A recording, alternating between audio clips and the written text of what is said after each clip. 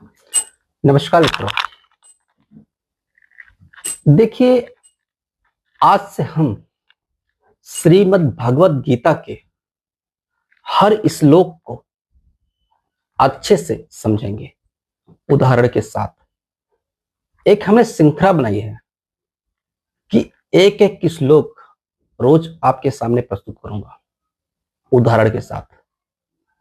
यह श्लोक किसने कहा है, क्यों कहा है और कब कहा है, यह सब मैं बताऊंगा। यह पूरा वीडियो देखिए, अच्छा लगेगा, ज्ञान भी मिलेगा। देखिए, पहले श्लोक सुनते हैं। भगवत गीता के प्रथम अध्याय का प्रथम श्लोक। धर्म क्षेत्रे कुरुक्षेत्रे संवेदयित्सवः मामकः पांडवस्य किम कुर्वत संजयः।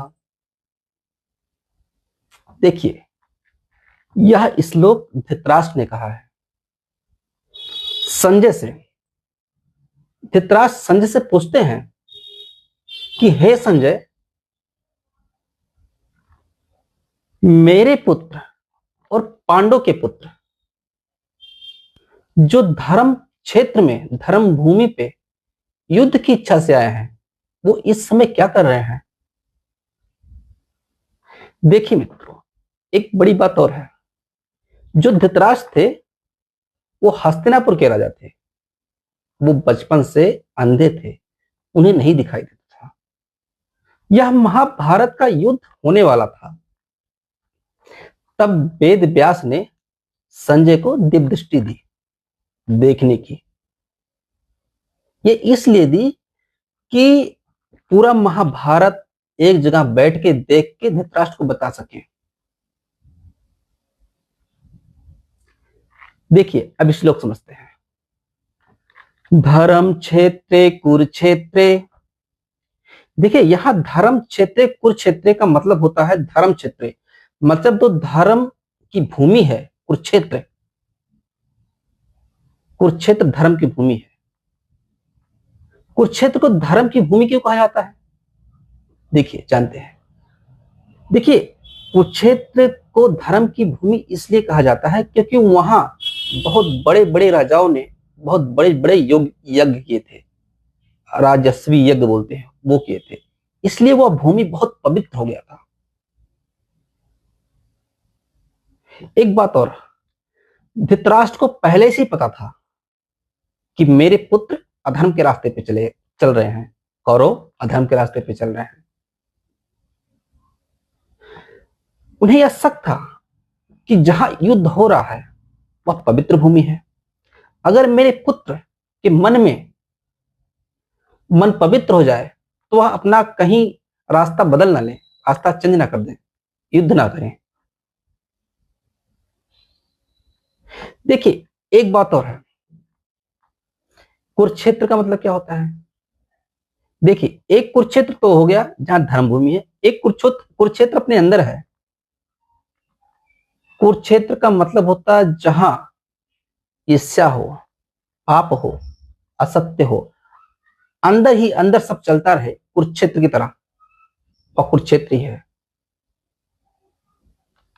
देखिए, एक बात और है। आप देखते हैं मामका पांडवा। जब धृतराष्ट्र संजय से बता रहे थे, मतलब बोल रहे थे कि क्या कर रहे हैं, तो उन्होंने कहा मामका, मतलब मेरे पुत्र कौरव। देखिए, यहीं पे उन्होंने पक्षपात किया। उन्होंने बाद में फिर कहा पांडवा, मतलब पांडव के पुत्र, किम कुर्वत, क्या कर रहे हैं। देखिए, यह गीता का पहला अध्याय का पहला श्लोक बहुत ज्ञानवर्धक है। ये दो, जब कोई इंसान किसी मोह में पड़कर न्याय का साथ नहीं देता ना, तब युद्ध शुरू होता है। ऐसे ही धृतराष्ट्र ने किया। उन्होंने यहीं से युद्ध प्रारंभ किया, पक्षपात करके।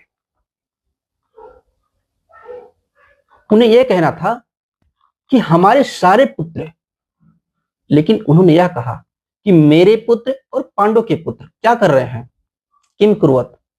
देखिए, इसमें भी बहुत बड़ा राज है, किम कुर्वत। इसमें भी धृतराष्ट्र का डर छुपा हुआ है। धृतराष्ट्र के अंदर एक डर है, एक भय है, इसलिए तो पूछ रहे हैं कि क्या कर रहे हैं, क्योंकि उनको पता था कि मेरे पुत्र अधर्म के रास्ते पे चल रहे हैं, वो पांडवों से हार जाएंगे।